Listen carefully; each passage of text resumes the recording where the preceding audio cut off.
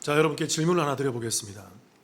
수요일 날 간혹 이러한 부분들을 나누긴 했지만 이런 질문 좀 드려볼게요. 어릴 적 주일학교와 또 청소년부와 청년부에서 참 예배를 잘 드리고 말씀을 잘 배웠다고 여겨졌던 저와 여러분의 우리의 자녀들이 그들이 성장해서 성인이 되어 교회를 나오지 않는 이유가 무엇이라고 생각하십니까? 여기에는 여러 가지 이유가 있어요. 여러 가지 이유가 있습니다. 그런데 좀 깨어있고 의식이 있는 그런 성경학자나 신학자들 사이에서 가장 큰 것으로 꼽는 한 가지, 저도 여기에 동의합니다. 한 가지 이유가 있어요. 그건 우리 자녀들이 그동안 말씀을 잘못 배워왔다는 것이에요. 어릴 적 배웠던 말씀이 현실과는 전혀 다르게 적용이 되더라는 것입니다. 기도하면 이루어진다 그랬는데 기도했는데 이루어지지가 않아요. 예배 드리면 복을 받는다 그러는데 열심히 예배를 드렸는데 복이 임하지 않더라는 것입니다.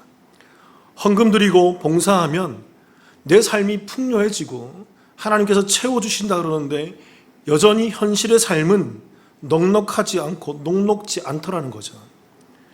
그리고 하나님은 성장해서 보니까 전혀 보이지 않고 경험되지 않더라는 것입니다. 오히려 이들이 머리가 크고 눈이 커서 생각을 해보니까 하나님보다는 세상이 더 합리적이고 세상이 더 실제적으로 움직여지고 흘러가더라는 거죠. 그래서 우리의 자녀들이 교회와 세상 가운데에서 혼란을 겪다가 결국에는 더 실질적이고 더 합리적인 세상으로 가버리더라는 거예요. 그리고 돌아오지 않는 것입니다. 여러분, 자녀들이 이러한 선택을 하게 되는 근본적인 이유가 뭐죠? 좀 전에 설명드렸지만 그동안 교회에서 자녀들에게 성경을 잘못 가르쳐 왔기 때문이라고 그렇게 주장하는 바가 큰 소리로 우리 가운데 나오고 있어요. 그러니까 성경을 아이들의 눈높이에 맞춘다는 그 미명 아래 성경의 잣대를 확 낮춰버리는 거죠. 아이들이 이해할 수 있는 성경, 우리 자녀들이 이해할 수 있는 성경, 그림으로 설명할 수 있고 어떤 이미지로 설명할 수 있는 성경을 확 기준을 낮춰서 아이들에게 설명을 해왔다는 것입니다. 그 대표적인 스토리들이, 이야기들이 무엇이 있습니까? 제가 자주 얘기하는 것 중에 하나가 요셉의 이야기죠. 지금까지 많은 교회에서 많은 성경학자들이 또 많은 설교가들이 이렇게 요셉에 대해서 설명해 왔습니다. 요셉처럼 꿈을 가져라. 요셉처럼 비전을 가져라는 것입니다. 요셉은 비전의 사람이었다는 거예요. 자, 늘 질문 드리죠. 요셉이 비전을 가졌습니까? 요셉이 꿈을 가졌나요? 요셉이 언제 자기가 애굽에 가서 총리 대신이 될 거라고 꿈을 꾼 적이 있습니까? 요셉이 언제 자기가 그 어려운 시절을 보내고 자기가 급기해서 그가 위대한 사람이 될 것이라고 그런 비전을 가진 적이 있었나요? 성경 어디에 보더라도 요셉이 꿈을 가졌다, 비전을 가졌다라는 그런 내용은 나오지 않습니다. 요셉의 꿈과 비전이 아니라 누구의 꿈과 비전이었죠? 하나님이 그를 그렇게 사용하시는 거예요. 어릴 때 요셉이 꾼 꿈은 요셉이 무슨 꿈인지도 모른다고요. 요셉이 꾸었던 그 꿈들은 요셉이 자기가 꾼 꿈도 아니었을 뿐만 아니라 그 꿈의 내용이 무엇인지도 모르는 꿈이었다고요. 나중에 총리 대신 가보니까 그제서야 그 하나님의 비전과 하나님의 그 꿈들이 이해가 되어지는 것입니다. 여러분, 요셉의 꿈은요, 하나님의 뜻이었고 요셉은 그냥 거기에서 쓰임받는 것뿐이에요. 전 인류를 향해서 이스라엘 백성들을 그 애굽에 밀어넣으시고 400년 뒤에 그 애굽에서 이스라엘 백성들이 성장해서 출애굽이라는 이 구속사, 이 구원을 설명하기 위해서 요셉이라는 이 허브를 하나님께서는 사용하시는 거예요. 요셉의 꿈이 아니라 하나님의 구원의 뜻이었고 구속사의 과정 가운데 요셉이 쓰임 받았다는 것입니다. 그런데 오늘날 많은 교회에서 이 요셉의 이야기를 잘못 가르치고 있는 실정인 것이지요. 또 하나 여러분, 대표적으로 교회에서 잘못 가르쳐 왔던 말씀이 신약에서 무엇일 것 같으세요? 저는 오늘 우리가 함께 나누는 이 비유의 말씀이라고 생각합니다. 부자와 거지 나사로의 비유. 저는 어릴 때 교회에서 이 비유를 참 많이 듣고 자랐습니다. 이 비유에 대한 이미지와 그림으로 참 많은 것을 들었고 배웠고 알게 되었던 말씀인 거예요. 그 중에 가장 기억에 남는 말씀이 이런 것입니다. 부자는 혼자서만 잘 먹고 잘 살고 지내왔다는 거예요. 자기만 잘 입고 잘 먹고 지내왔다는 것입니다. 그래서 가난한 그 거지였던 나사로를 돌아보지 않았다는 것입니다. 그래서 지옥 갔다는 거예요. 맞습니까? 틀립니까? 그러면서 이 비유의, 이 말씀의 적용으로, 이 말씀의 결론으로 우리가 어려운 이웃을 도와줘야 한다라고 그렇게 결론을 맺는다는 것이죠. 그런데 여러분 잘 생각해 보세요. 거지가 그 거지였던 나사로는 왜 천국 갔을까요? 거기에 대해서 얘기해 주는 설교가가 없었어요. 얼추 우리가 부자가 가난한 사람 도와주지 않았기 때문에 지만 잘 먹고 살았기 때문에 지옥 갔어. 우리가 세상의 선악의 개념으로 올 때는 그럴 수 있다고 생각합니다. 그래서 이 땅에서 우리가 어려운 사람 잘 도와줘야지 세상이 윤리고 도덕이잖아요. 그렇게 보면 이해할 수 있다고 생각합니다. 그런데 거지인 이 나사로는 왜 천국 갔죠? 그는 얼마나 도와줬길래, 그 얼마나 이웃을 사랑해줬길래 그는 천국을 갈 수 있단 말입니까? 그냥 저 어릴 적 저의 심정적으로는 그냥 이렇게 이해했던 것 같아요. 제가 가만히 생각해 보니까 거지는 너무나도 불쌍하고 힘들고 어려운 삶을 살았으니까 하나님께서 그가 불쌍해서 천국에 데려가서 잘 살게 해줬겠지, 그런 심정적인 이해만 갖고 있었던 것 같아요. 한 번도 이것에 대해서 제대로 된 설교를 들어본 적이 없습니다. 여러분께 질문 드려볼게요. 여러분 오늘 이 비유가 이해되십니까? 혼자서 좋은 옷을 입고 날마다 호화롭게 살며 거지를 도와주지 않았던 이 부자가 왜 지옥에 갔습니까? 무엇 때문에 지옥 갔죠? 그리고 병이 든 채 부자의 상에서 떨어지는 것만 먹고 살았던 이 거지 나사로는 왜 천국 갔죠? 이들이 지옥을 가고 천국을 갔던 그 근본적인 이유가 어디에 있겠습니까? 설명할 수 있나요? 이해할 수 있나요? 오늘 이 비유가 우리에게 설명하고 있는, 우리에게 던져주는 의미가 무엇이겠습니까? 첫 번째는 우리가 이 비유를 알기 위해서는 이 부자가 누구인지를 알아야 돼요. 이 비유 속에 등장하는 이 부자를 예수님께서 누구로 빗대어서 설명하는지를 알아야만 이 비유가 우리가 잘 이해될 수 있다는 것입니다.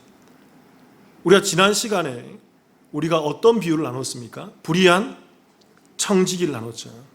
충분히 이해되십니까, 여러분? 불의한 청지기의 비유를. 제가 설교를 하고 나서 몇 분으로부터 전화를 받았어요. 전에 있던 교회에. 목사님, 이런 비유 얘기 처음 들었어요. 그동안 한 번도 이것이 해석이 되지 않고 한 번도 이것이 무엇인지 몰랐는데 처음 이것을 들었다고. 너무 감사하다는 전화를 제가 한 몇 통 받은 적이 있습니다. 여러분 이해되십니까? 예수님께서는 불의한 청지기 비유를 말씀하시고, 그리고 나서 부자와 거지 나사로의 비유를, 오늘 이 말씀을 연이어서 말씀하고 있는 거예요. 그러니까 이 비유, 부자와 거지 나사로의 비유는요, 앞에 있던 불의한 청지기의 비유와 연결이 되어 있는 비유입니다. 곧바로 연이어 설명하고 있다는 것이죠. 그래서 앞에 있는 이 불의한 청지기의 비유를 잘 이해하고 이 비유를 들여다봐야만 이 부자와 거지 나사로의 비유의 의미를 알 수 있게 된다는 거예요. 자, 질문 드려볼게요. 오늘 이 비유에 등장하는 부자는 어떤 부자일 것 같습니까? 이제 연결해 생각해 보세요. 우리 지난주와 연결 생각해 보면 이렇게 생각해 볼 수 있어요. 오늘 이 비유에 나오는 부자는요, 불의한 재물을 축적해서 어려운 이웃도 도와주지 않고 자기의 미래 노후에 대한 투자도 하지 않으며 자기의 미래에 대해서 대책을 세우지 않고 이 땅에서 불의한 재물만을 축적했던 그 부자예요.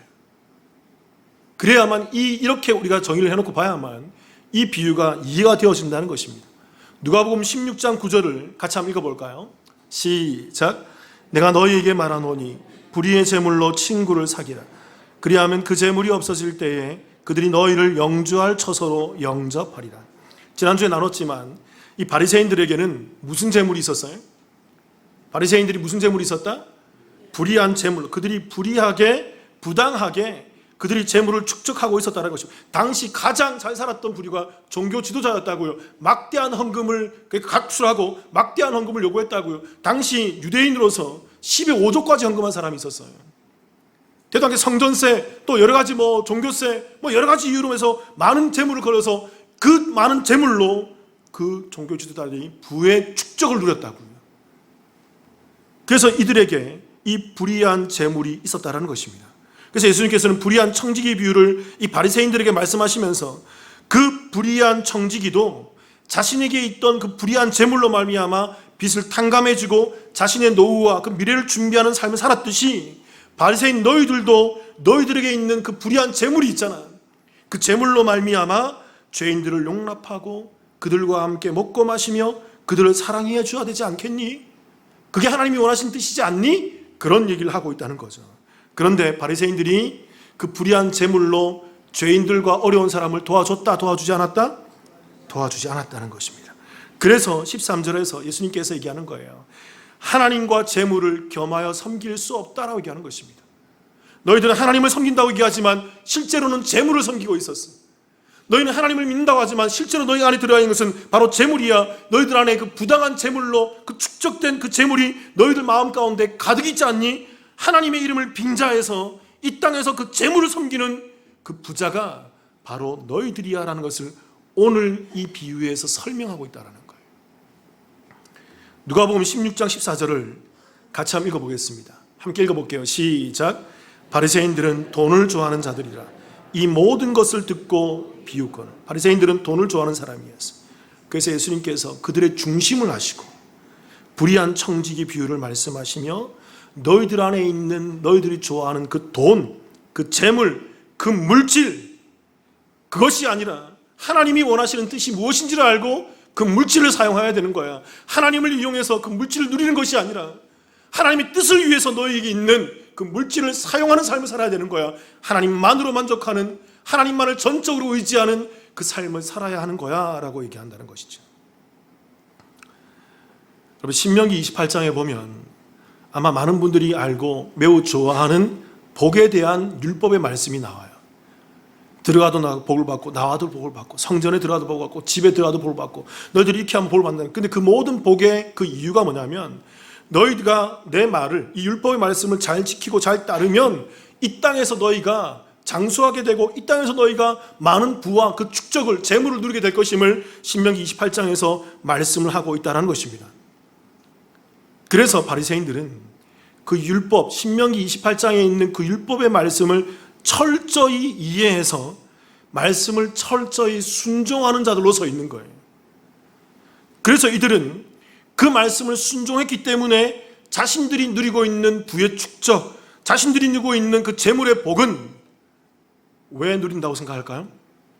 하나님의 말씀에 뭐였기 때문에? 철저히 순종한 결과로 내게 이런 물질과 재물이 주어졌다라고 당연하게 생각한다는 거예요. 그러나 여러분, 이러한 복, 이러한 재물은 하나님께서 주신 것이 아니라 그들이 어떻게 재물을 축적한 거예요? 불의함으로. 하나님이 원하시는 방법이 아니라 부당한 헌물과 부당한 봉헌물을 착취해서 그들이 누리고 있는 복이었다는 것입니다. 그래서 이들은 이런 거예요. 오늘 말씀과 지난주 말씀을 우리가 딱 빗대어서 얘기해 보면 이런 거예요. 이들은 그 불의한 재물로 부자가 된 사람들인 것입니다. 이게 바리새인들의 정체성이에요. 그런데 이들은 착각하고 있는 거예요. 자신들이 의롭기 때문에, 내가 율법의 말씀을 잘 지키고 내가 하나님을 잘 믿었기 때문에, 내가 이 땅에서 말씀을 잘 순종했기 때문에 내게 하나님께서 그 신명기 28장에 있는 그 복을 내게 주시는 거야 라고 착각하고 있다는 것입니다. 그리고 여러분, 더 중요한 것은 신명기 28장은 복에 대한 말씀이 아니에요. 들어가도 복을 받고 나와도 받고 쭉 얘기하지만 그것보다 훨씬 더 많이 뭘 얘기하고 있냐면 저주를 얘기하고 있습니다. 더 길게, 엄청나게. 근데 이 저주를 말씀하시면서 이 저주의 그 중심에 한 병이 들린 사람을 얘기하고 있어요. 그게 바로 뭐냐면 피부병에 걸린 사람이에요. 이 피부병에 걸린 사람들은, 그 저주의 핵심이 그래요. 피부병에 걸린 사람은 말씀에 순종하지 않아서 저주를 받아 이 종기, 이 피부병을 앓는다는 것입니다. 그래서 이들은 이 피부병을 앓고 종기를 앓게 되는데, 신명기 28장에서 보여지는 모든 내용은 뭐냐면 이들은 회복되지 못할 거야. 이들은 치유되지 못할 거야. 왜? 하나님의 말씀을 순종하지 않는 죄인들이었기 때문에, 하나님으로부터 멀어졌던 죄인들이었기 때문에 그들은 저주받는 거야. 회복될 수 없어 라고 얘기하고 있다는 것입니다. 자, 여기서 제가 이렇게 중요한 질문 하나 던져볼게요. 오늘 이 비유에 나오는, 이 부자와 거지 나사로의 비유에 나오는 거지 나사로가 병을 앓고 있었어요. 이 병이 무슨 병일까요? 무슨 병이어야만 합니까? 누가복음 16장 21절 같이 한번 읽어볼까요, 여러분? 함께 읽어보겠습니다. 시작. 그 부자의 상에서 떨어지는 것으로 배불리려 하매 심지어 개들이 와서 그 헌대를 핥더라. 거지 나사로가 부자의 상에서 떨어지는 것으로 배를 채우고 있는데, 개들이 와서 그 거지 나사로가 그 몸에 있는 헌대, 헐어버린 데, 이게 헌대가 헬라어로 이게 헬코스란 말이에요. 이게 종기 피부병이라는 것입니다. 이 거지 나사로는 피부병을 앓고, 그래서 그 피부병을, 종기를 막 핥아주고 있다는 것이죠. 그러니까 여러분, 이 부자와 거지 나사로의 비유에서 예수님께서는 정확히 이 바리새인의 의로 인한 복과, 착각이 복이죠. 바리새인이 자기가 의롭게 해서 자기가 복을 받는다라는 이 물질관, 그런데 그들은 불의한 재물을 가지고 있는 그 물질관을 가지고 있다는 것입니다. 그 복과 죄인들이 죄로 말미암아 저주를 받고 있는 이 피부병, 이 종기, 이 헌대를 딱 결부시켜서 설명하고 있는 것입니다. 그래서 여러분, 이제 조합해 보셔야 돼요. 이 부자가, 하나님의 의의에서 부를 축적한 이 부자가 거지 나사로를 도와주면 돼요, 안 돼요? 율법에 의하면 저주받은 사람을, 복을 받은 사람이 저주받은 사람 도와주면 돼요, 안 돼요? 저주받은 사람 만져주면 돼요, 안 돼요? 만지면 그의 저주가 몸에 입혀지기 때문에, 그렇게 되기 때문에 절대 도와주지 않는 모습으로 오늘 이 비유에서 나타나고 있다는 것입니다. 왜요? 이 부자는 자신은 하나님에 의해서 복을 받은 자이고, 거지 나사로는 하나님에 의해서 저주받은 자로 이 비유에서 드러나고 있기 때문에 그런 것이죠. 그렇기에 의로운 자신이 저주받은 이 거지를 도와주면 안 되는 것입니다. 그를 도와주면 자신에게도 이 저주가 묻어져서 자신도 저주를 받을 것이라고 생각하고 있기 때문에. 그런데 이것은 바리새인의 뭐다? 바리새인의 뭐다? 착각이라는 거예요. 이 비유의 시작을 떠올려 보아야 됩니다. 누가복음 15장 2절 같이 한번 읽어볼게요. 누가복음 15장 2절 시작. 바리새인과 서기관들이 수군거려 이르되 이 사람이 죄인을 영접하고 음식을 같이 먹는다 하더라. 의로운 바리새인들이 저주받은 죄인들과 세리들을 그들을 멸시하고 멀리하고 있는데, 그들은 가까이 하면 안 되는 저주받은 사람이란 말이에요. 자기는 복받은 의로운 사람이란 말이에요. 그런데 그들을 멀리하고 있는데 예수님이라는 사람이 와서 그들을 영접하고 그들과 함께 식사하며 그들을 만지며 그들과 함께하고 있는 거죠. 그래서 그 예수님을 비방하는 거죠. 왜 너는 복받은 선생으로서, 복받은 그 복된 존재로서 왜 죄인들과 함께 어울리고 있니? 그 죄가 너한테 묻어날 거야. 그 죄가 너한테 같이 전가될 거야. 오늘 부자와 거지 나사로의 비유도 여러분 여기에서 출발하고 있는 거예요.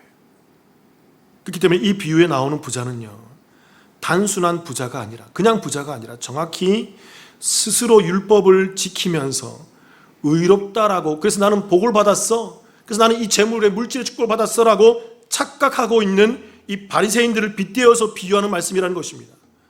잘 아셔야 돼요, 여러분. 바리새인들은요 착각하고 있어요. 그들 스스로가 말씀도 다 지키지 못할 뿐더러 말씀 다 지키지 못한다고요.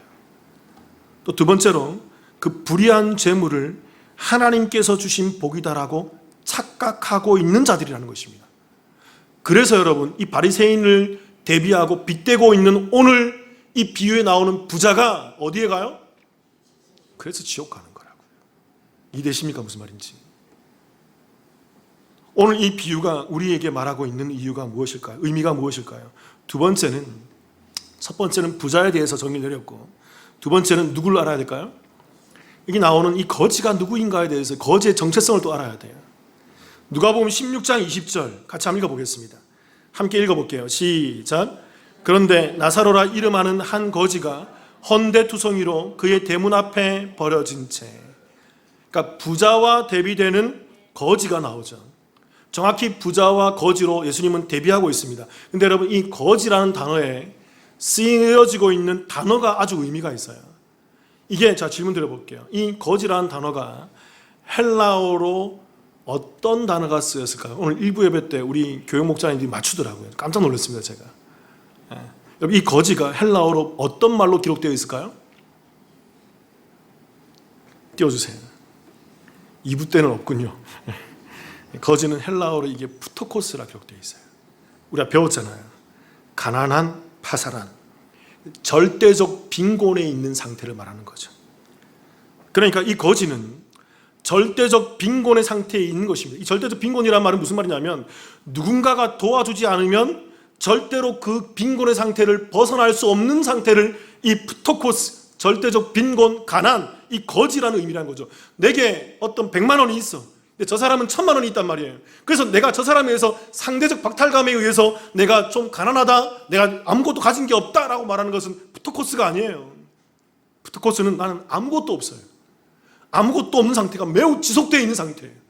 그래서 이제는 내가 누군가 나에게 도와주지 않고 내게 뭔가를 넣어주지 않으면 나는 죽을 수밖에 없는 상태. 그게 푸토코스, 가난, 거지의 의미라는 것입니다. 또 질문 드려볼게요. 이런 절대적 빈곤의 상태에 있는 거지가 이 비유에서 우리가 나오는 이 전체, 우리가 그동안 나눴던 이 전체 비유들의 가운데에서 누구를 의미할까요? 그렇죠? 잘 연결해 보세요, 여러분. 우리가 잃은 양을 찾은 목자의 비유에서 이 푸토코스 거지는 누굴까요? 잃은 양이죠. 이해되십니까? 무슨 말인지. 잃은 드라크마를 찾은 여인의 비유에서 이 푸토코스 거지는 누굴까요? 잃은 드라크마였죠. 잃은 아들을 찾은 아버지의 비유에서 이 푸토코스 거지는 누구였을까요? 잃은 둘째 아들이었죠. 여러분, 제가 얘기했잖아요. 이 잃은 바 되었다, 잃은 것이 되었다, 이게 무슨 의미라고 했습니까? 자기가 잃은 바 된 줄도 모르는 상태예요. 내가 잃은 바 되어서 어디로 가야 될지도 모르고, 내가 목자가 있는지 여인이 있는지 주인이 있는지 아버지가 있는지 잘 모르고, 그래서 둘째 아들이 아버지 집에 가는데 종으로 섬겨달라고 그러잖아요. 자기가 둘째 아들의 신분이라는 것을 도저히 여길 수 없는 상태가 된 상태. 그걸 푸토코스, 잃은 바 된 상태, 거지, 완전히 파산한 상태라고 얘기를 하고 있다는 것입니다. 그래서 여러분, 이 절대적 빈곤의 상태에 있는 자들에게 유일하게 필요한 분이 누굴까요? 이들에게 필요한 딱 한 분, 누가 이들을 찾아와야 돼요? 그 목자이신, 그 여인이신, 그 아버지로 다가오시는 누구? 예수 그리스도가 필요한 것입니다. 예수에 의해서 이 거지들이, 영적 파산, 이 잃은 자들이 찾아지지 않으면 이들은 절대 소망이 없는 상태인 것입니다. 그래서 예수님께서 이 죄인들과 세리들을 찾아오셔서 영접하고 식사하고 있는 거예요. 이 모든 비유는 하나로 설명되고 있다고요. 다 같은 내용이라고요. 그래서 예수님은 자칭 의인이라고 착각하고 있는 그 부자 바리새인들이 아니라 이 땅에서 나는 죄인입니다, 나를 불쌍히 여겨주세요, 나는 그 죄밖에 지을 수밖에 없습니다, 나는 잘하려고 했는데 계속 또 죄만 짓네요, 나를 긍휼히 여겨주세요라고 하는 그 세리들을 찾으러 오신 분이라는 거죠. 그리고 여러분, 이 비유 가운데에서 매우 특이한 점이 한 가지가 있습니다. 질문을 드려볼게요, 여러분. 답할 수 있어요. 오늘 비유에 나오는 이 거지의 이름이 뭐죠? 나사로. 그럼 두 번째 질문. 이 거지와 대비되는 부자의 이름은 뭡니까? 부자의 이름은 없어요. 오직 이 비유에서는 거지의 이름만 나사로라고 기록하고 있다는 것입니다. 왜 그럴까요? 이 이름에 의미가 있기 때문에. 나중에 족보 강의하면 자, 족보 때 그 이름의 의미들 다 설명해 드릴게요. 창세기와 뭐 나오는 이름의 의미 다 설명. 그 이름의 의미, 성경에 나오는 이름의 의미가 있어요, 여러분. 나사로, 이 헬라어로는 나자로스란 말입니다. 이게 헬라어지만 이건 원래는 히브리어예요. 히브리어 발음으로 얘기하면 이건 엘 아자르라는 말이에요. 엘 아자르라는 말이 히브리어인데 신약의 언어인 헬라어로 말하면 나자로스, 나자로라고 얘기한다고요. 근데 이 엘 아자르, 이 히브리어가 합성어입니다. 첫 번째 엘은 하나님이란 말이고 아자르, 이 말은 에제르란 말이야. 아마 들어보신 분이 있을 거예요. 이건 도움이란 얘기예요. 그래서 이 엘 아자르, 엘 에제르, 이 말은 무슨 말이냐면 하나님께서 도우신다라는 얘기예요. 그러니까 잘 생각해 보세요. 이 비유에 나오는 거지의 이름이 하나님께서 도우신다는 의미를 갖고 있는 것입니다. 그리고 여러분 잘 생각해 보세요. 아까 이 거지의 헬라식 표현이 뭐였다고요? 거지란 단어의 헬라식 표현이 뭐였다고요? 푸토코스, 그죠? 가난, 영적 파산. 연결해 보세요, 여러분. 잘 연결해 보세요. 절대적 빈곤의 상태에 있는 그 가난한 사람에게 하나님이 돕지 않으면 안 되는 거예요. 이게 거지 나사로라는 이 이름에 담겨 있는 뜻입니다. 이게 이 이름에 그동안 우리가 나누어 왔던 그 비유들에게 담겨 있는 핵심이 되는 말이 거지 나사로라는 이 이름에 함축되어 있는 거예요.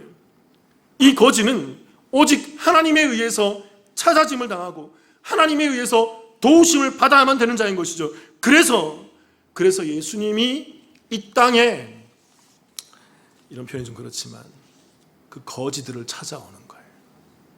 영적으로 파산한 자들을 찾아오는 거예요. 그 가난한 자들을 찾아오는 것입니다. 그래서 여러분, 우리가 마태복음 5장에서 나누었던 팔복 나눴잖아요. 팔복의 제1복이 무엇이었습니까? 그렇죠. 마태복음 5장 3절 같이 한번 읽어볼까요? 시작. 심령이 가난한 자는 복이 있나니 천국이 그들의 것입니다. 제일 첫 번째로 복을 얘기할 때 예수님께서 얘기한다고요. 심령이 가난, 이 가난이 헬라어로 뭐라고요? 이게 뭐라고 헬라어로? 푸토코스. 그러니까 너희가 영적으로 푸토코스, 가난해야 돼. 영적으로 파산해야 돼. 영적으로 완전히 나는 죄인입니다. 죄밖에 짓지 않습니다. 나는 잘해보려고 하는데 자꾸 죄만 생각나네요. 죄만 짓고 있네요. 주님, 내가 어떻게 해야 된단 말입니까? 이 상태를 지속적으로 경험하면서 하나님의 도우심을 구해야 돼요. 그 나자로스 해야 된다고. 그래서 그는 그 예수 그리스도에 의해서 하나님을 만나게 될 것이기. 다시 띄워보세요. 5장 3절. 심령이 가난한 자가 복이 있는 거예요. 왜요? 그러니까 그 상태에서 예수 그리스도를 만나게 될 것이기 때문에. 그래서 그가 예수 그리스도를 만나서 누구를 경험해? 하나님을 경험하고. 여러분, 천국의 주된 개념이 누가 계시는 거예요? 하나님이 계시고, 지옥의 주된 개념이 누가 없는 거예요? 하나님이 없는 거예요. 그래서 그가 그 심령이 가난한 상태에서 예수를 만나서 하나님을 경험하게 되는 그 천국이 그들의 것이 될 것이기 때문에 그 심령이 가난한 상태가 복이 있는 자고, 그 잃은 양이 복이 있는 자고, 잃은 드라크마가 복이 있는 자고, 잃은 둘째 아들이 복이 있는 자고, 오늘 영적 파산인 상태에 있는 이 거짓 나사로가 복이 있는 자예요. 그래서 그가 그 상태에서 누구를 만났을까요? 예수 그리스도를 만나서 그 거짓 나사로, 파산의 상태에서 하나님의 도움을 입어 그가 천국에 올라간 것입니다. 이게 이 비유가 전부 다 이렇게 하나로 이해되어져야만 그가 왜 지옥 가고 왜 천국 갔는지가 해석이 될 수 있는 거예요. 오늘 이 비유가 우리에게 말하고 있는 의미가 무엇일까요? 세 번째는 따라해 보겠습니다. 영적 거지가 되라. 세상에 많은 분들은 영적 거장이 되라고 얘기하죠. 저는 반대로 얘기합니다, 여러분. 영적 거장이 되지 마십시오. 영적 거지가 되십시오. 제가 성경을 보니까 그래요. 제가 성경을 보니까 그게 맞아요. 그게 우리가 나아가야 될 자리라고요. 우리는 이 비유 가운데에서 매우 중요한 한 가지 사실을 발견할 수 있습니다. 그것은 이 비유의 후반부에 나오는 내용이에요. 누가복음 16장 27절부터 30절입니다. 여러분 잘 보세요. 제가 한번 읽어볼게요. 이런 말씀이 있죠. 그 부자가 하나님께 이렇게 얘기합니다. 이르되 그리하면 아버지여 구하노니 나사로를 내 아버지의 집에 보내소서. 지옥에서 요구하는 거죠. 내게 형제 5이 있으니 그에게 증언하게 하여 그들로 이 고통받는 곳에 오지 않게 하소서. 이게 무슨 말이냐면, 나는 지옥에 왔지만, 나는 지금 지옥에서 고통받고 있고 괴로움을 당하고 있지만 내게 형제 5명이 그 땅에 살고 있다는 것입니다. 아직 지옥에 오지 않고 영생을 하지 않고 이 땅에 살고 있다는 거예요. 그래서 그들에게 누구를 보내달라? 천국가에 있는 죽었던 나사로를 살려서 보내달라. 그래서 나사로가 그들에 가서 죽었다가 살아난 그 놀라운 천국을 본 자로 내가 본 천국은 확실히 있다라는 그런 간증 집회를 하면서 그들에게 찾아가서 말씀을 전해주면, 간증을 해주면 내 형제들이 그걸 믿고 이 지옥에 오지 않고 천국 오지 않겠습니까? 제발 좀 보내주세요라고 요구하는 거죠. 뭐 그럴 수 있다고 생각합니다.